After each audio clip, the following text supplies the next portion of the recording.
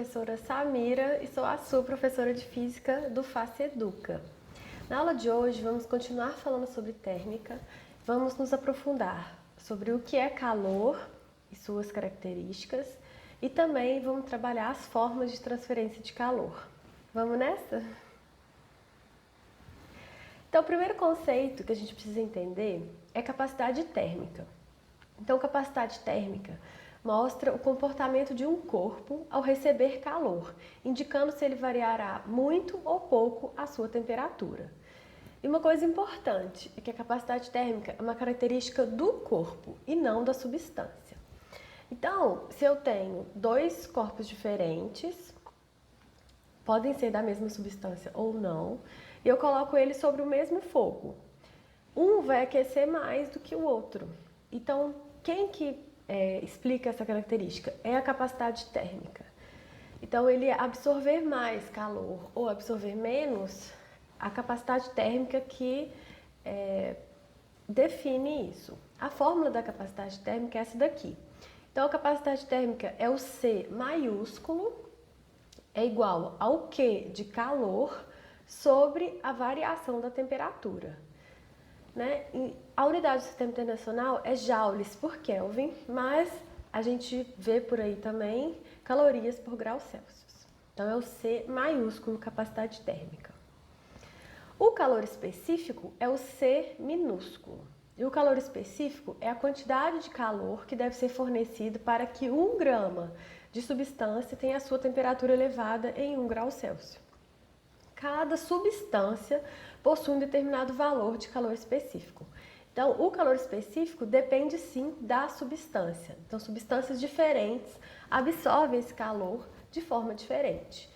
Então, a fórmula dele é o C minúsculo, é o calor específico, é igual à capacidade térmica, que é o C maiúsculo, sobre a massa. Então, a unidade é joule por quilograma. Então, isso a gente pode explicar em relação ao mar. Então, assim, o sol nasce e 10 horas da manhã o sol já bateu bastante, tanto na areia quanto no mar. Só que quando você anda na areia, quando está no verãozão, aquele solzão, a areia está bem quente, ou seja, com aquelas horas de radiação solar que ela recebeu, ela já aqueceu a sua temperatura, né? Já aqueceu o seu corpo e assim a sua temperatura. Agora, quando você entra na água do mar, ela está gelada ainda. Então, mesmo que ela receba a mesma quantidade de calor, ela demora um pouco mais para aquecer, né? Então, a diferença entre isso é da substância. Em compensação, à noite, a areia, quando o sol já baixou, né? A areia está fria e a água está quentinha. Então, a água demora a aquecer e demora a esfriar. E a areia aquece rapidão e esfria rapidão. Então, essa característica é do calor específico, ok? Então, aqui a gente tem algumas substâncias e o valor do calor específico delas, né? Então, aqui eu tenho alumínio, água, álcool, gelo, por aí vai, ok? E aqui, ó, tá em calorias por grau Celsius, que é uma outra unidade. Então, vamos estudar um pouco mais sobre calor. A gente já falou um pouquinho quando a gente falou sobre equilíbrio térmico, sobre calor, e hoje a gente vai trabalhar mais específico sobre isso. Então, o calor, a gente sempre usa a letra Q, e a unidade dele, do Sistema Internacional, é joule, né, que é energia, ou calorias. Então, calor é energia em trânsito entre objetos de diferentes temperaturas. Então, ó, essa frase me fala duas coisas muito importantes. Primeiro, não tem como uma coisa ter calor, né? Porque o calor não pode estar num corpo, ele é sempre passado de um corpo para o outro. E essa transferência de energia, essa transferência de calor só acontece quando eu tenho corpos com diferentes temperaturas. Então, se eu tenho um sorvete e um feijão, o calor sempre vai sair do objeto que tem maior temperatura, no caso um feijão que acabou de ser fervidinho. Ele vai ceder energia, então o calor vai sair dele e vai ir para o sorvete, né? Então, esse energia em trânsito eu chamo de calor. Quando os dois tiverem a mesma temperatura, não tem mais transferência de energia, cessa o calor em trânsito e eles então entram em equilíbrio térmico. A gente já viu isso numa aulinha lá para trás. Então, aqui eu tenho um desenhozinho que o menininho fala assim, eu estou morrendo de calor nessa sauna. Aí a menina que estuda física fala, não é assim que se diz, diga, a temperatura está muito alta nessa sauna. Por quê? Porque o calor não pode estar nele, sabe? Nem na sauna. O calor é só energia em trânsito. Então o certo é falar que a temperatura está alta.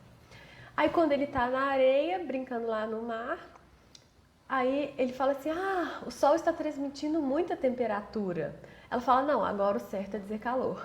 A gente recebe calor do sol, né? Porque é uma energia em trânsito. Então o certo agora é falar calor, ok?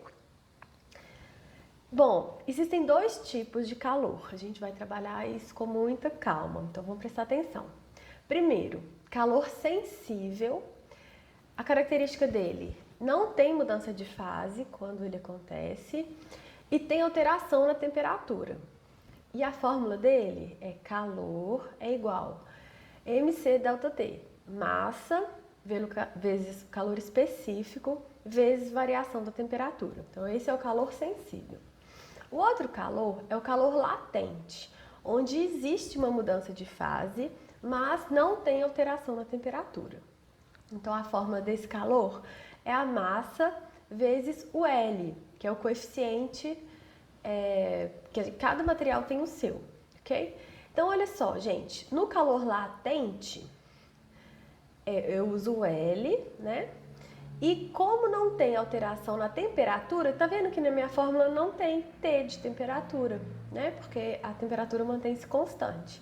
E no calor sensível, como eu tenho uma variação na temperatura, a variação de temperatura aparece na fórmula. Então isso é uma forma de gravar quando usar cada forma. Bom, então aqui eu tenho um gráfico de temperatura por tempo de uma mudança de estado da água.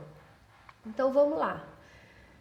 A gente já trabalhou isso numa outra aula e agora a gente vai dar um detalhe maior. Então, à medida que eu aumento a temperatura, então assim, eu peguei um pote cheio de gelo e coloquei ele no fogo. O gelo estava abaixo de zero. Então, à medida que o fogo vai cedendo energia térmica através do calor para esse gelo, ele vai aumentando essa temperatura. Então, nesse ponto, olha só, ele está recebendo calor e ele está aumentando essa temperatura, mas ele continua no estado sólido, ele ainda não mudou de fase. Então, esse é um calor sensível, ok? Aí chega num ponto que ele alcança o 0 graus Celsius. E a partir daí, começa a surgir um pouquinho de líquido. Ou seja, eu tenho sólido e líquido no mesmo pote, ou seja, o gelo começa a derreter. Então, no meu pote eu tenho gelo e água ao mesmo tempo. Então, aqui acontece, então, uma mudança de fase. O sólido está se transformando em líquido.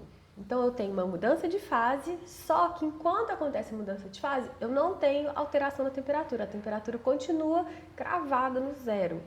Então, nesse ponto, eu tenho calor latente, ok? Beleza. Quando todo sólido se torna líquido e eu só tenho líquido, o líquido começa a aumentar a sua temperatura. Então, eu tenho um estado apenas, que é líquido, e tenho variação de temperatura. Então, eu tenho o calor sensível. Então, o calor sensível está fazendo com que a temperatura aumente, até chegar em 100 graus Celsius. 100 graus Celsius é o ponto de ebulição da água. E aí, nesse ponto, eu tenho líquido e vapor ao mesmo tempo. Então, aqui eu vou manter por um tempo a temperatura cravada em 100 graus Celsius e vai acontecer uma mudança de fase, mudando do estado líquido para o vapor, né, para o estado gasoso. Então, aqui, como eu não tenho alteração de temperatura e eu tenho mudança de estado, é o calor latente.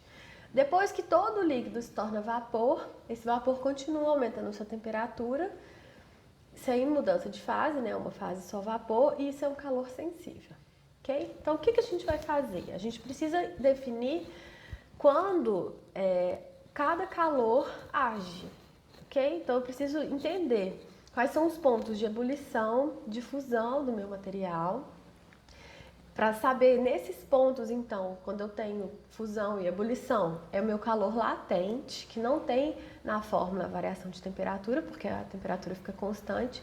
E nos outros pontos, onde a temperatura varia, eu tenho o calor sensível. Então, para cada ponto, para cada parte desse gráfico, eu uso uma fórmula diferente para calor, ok?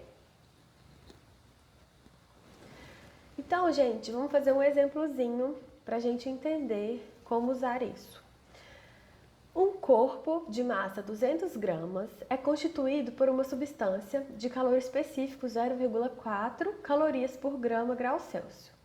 Determine, primeiro, a quantidade de calor que o corpo deve receber para que sua temperatura varie de 5 graus Celsius para 35 graus Celsius, ok? Então, olha só, de 5 para 35 graus. Então, aconteceu uma variação de temperatura aí. Então, quando acontece uma variação de temperatura, eu tenho que usar a fórmula do calor que utiliza o ΔT. Então, gente, vamos resolver esse exercício. A variação da temperatura a gente precisa calcular, que vai ser 35, que é a maior temperatura, menos 5, que é a menor temperatura. Então, a variação vai ser de 30 graus Celsius. E aí, a gente substitui esses valores na fórmula, que é MC ΔT, ou Δθ, não tem problema. A massa em gramas, C, que é o calor específico, 0,4, e a variação de temperatura, 30. Então, eu acho o calor de 2.400 calorias. Então, olha só, gente, vamos prestar atenção em relação às unidades. O calor específico que ele me mostrou, as unidades dele é calorias, ou seja, o calor vai sair em calorias, grama, ou seja, a massa tem que ser em gramas, e graus Celsius, ou seja, as temperaturas em graus Celsius. Então, isso daqui está fora do sistema internacional, mas como eu só tenho essa constante, eu tenho que usar as unidades que obedecem a ela, para todo mundo ficar com a mesma unidade. Então, olhando só a minha constante, eu sei qual que é a unidade do calor que tem que dar. Então, olha só, a unidade do sistema internacional de massa é quilogramas. Mas aí você tem que pensar, gente, será que eu tenho que passar para quilogramas ou não? Aí eu olho a unidade. Não, a unidade está em gramas, então eu vou deixar a massa em gramas. Ok? Então, sempre é uma dica super legal quando eu uso uma fórmula e eu tenho o valor da constante, eu olho as unidades da constante para saber quais unidades que eu tenho que usar em cada uma das variáveis, ok? Bom, vamos fazer o exercício 2. Um corpo de massa 6 gramas em estado sólido é aquecido até o ponto de fusão. Sabendo que o calor latente do corpo é de 35 calorias por grama, determine a quantidade de calor recebida pelo corpo. Então vamos lá, gente. Nesse exercício, ele não falou de variação de temperatura, ele falou que é um estado de fusão, né? Então não tem variação de temperatura, e fusão é uma mudança de estado. E ele me deu o valor do calor latente, né? Que é aquele coeficiente L lá, valor latente de fusão. Então, ele me deu a massa e o valor do calor latente. Então, eu utilizo só M vezes L e eu acho o calor em calorias, ok? Então, essa é uma outra forma de calcular o calor quando eu tenho mudança de fase.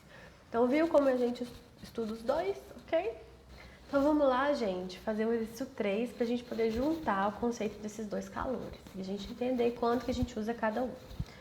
Então, olha só, primeiro, determine a quantidade de calor necessária para um bloco de gelo com 2 kg de massa, inicialmente a menos 10 graus Celsius, seja aquecido até a temperatura de 5 graus Celsius. Então, olha só, gente, vamos ver. Ele estava inicialmente a menos 10, que é abaixo de zero. Ele vai aumentar até chegar em 0 graus Celsius, vai mudar de fase em 0 graus Celsius e depois ele vai aumentar a temperatura até mais 5 graus Celsius. Ou seja, aqui eu tenho 3 fases diferentes aqui nesse processo. Então, essa primeira fase é uma fase onde tem aumento de temperatura, né? A temperatura está aumentando com o tempo, sem mudança de fase. Então, esse daqui é um calor sensível. E esse aqui esse material ainda é gelo, então eu uso as propriedades do gelo para calcular esse calor. Aqui é o ponto de fusão da água, né? Então, olha só, gente, nenhum exercício vai me falar qual é o ponto de fusão da água, é 0. E o ponto de ebulição da água é 100, a gente precisa saber isso. Então, aqui, quando ele está em 0 graus, não tem variação de temperatura e existe uma mudança de fase. Então, aqui é o calor latente, que eu tenho que usar o valor do calor latente de fusão para poder calcular. Depois que ele muda de fase completamente, eu vou ter líquido, água, e ela vai aumentar a temperatura de 0 até 5 graus. Então, aqui eu vou ter o calor sensível novamente, só que eu uso os dados da água e não do gelo. Então, olha só, o calor específico da água é 1, o calor específico do gelo é meio. Então, aqui eu uso os valores do gelo, aqui eu uso o calor latente, aqui eu uso o sensível com os valores da água, ok? Vamos fazer junto? Então, vamos lá. Primeiro, eu vou calcular o primeiro calor, que eu vou aumentar a temperatura do gelo de menos 10 até o ponto de fusão, que é 0. Então, primeira coisa, vamos voltar lá e ver a unidade disso. O calor específico do gelo é calorias, gramas, graus Celsius. Então, a massa tem que estar em gramas. E olha só, o exercício me deu em quilos. Então, eu tenho que transformar para gramas. Então, 2 quilogramas vai dar 2.000 gramas. Beleza. A variação de temperatura eu tenho que calcular. Variação de temperatura, gente, ou variação de qualquer coisa, é sempre final menos inicial. Então, ele saiu de menos 10 e foi para 0. Então, a temperatura final é 0 menos a temperatura inicial, que é menos 10. Então, olha só, variação de temperatura 0 menos 10. Menos vezes menos, mais 0 mais 10 graus Celsius. Ou seja, entre menos 10 e 0, o gelo aumentou a temperatura em 10 graus Celsius. E aí, para elevar essa temperatura, vai ser o tipo de calor sensível. Então, vai ser calor, que eu vou chamar de calor 1, MC delta T. M é a massa em gramas, C, o calor específico do gelo, que aqui é gelo, não é água, e a variação de temperatura que a gente calculou que é 10. Então, fazendo essa conta, deu 10.000 calorias. Vou guardar esse calor 1. Beleza. Então, é a primeira fase. Depois, eu tenho a fusão, onde eu tenho apenas gelo, e ele está recebendo calor e está usando esse calor para mudar de fase. Então, não tem variação de temperatura.